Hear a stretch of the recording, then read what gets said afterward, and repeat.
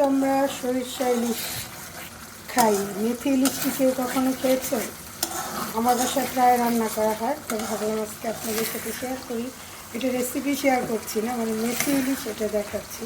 এখানে প্রচুর পরিমাণে মেথি বাটা, আর মেথি সবার কাছে তিতো লাগে, কিন্তু সারা রাত ভিজিয়ে বেটে তারপরে রান্না করতে হয়, একদম তিতো লাগবে না। এই যে এখানে কিন্তু সব মেথি আর পেঁয়াজ বাটা।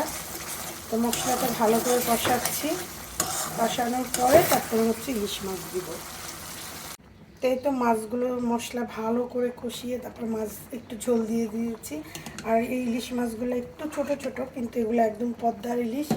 আমার মা কিনে পাঠিয়েছে, অনেকগুলো ইলিশ পাঠিয়েছে, আর এত টেস্ট। মাছ একটু ছোট হলেও পদ্মার মাছ কিন্তু অনেক ভালো লাগে, অত একটা ছোটও না।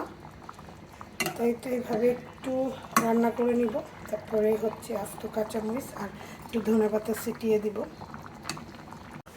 তো এই তো কাঁচামরিচ আর একটু ধনিয়া পাতা দিয়ে দিব,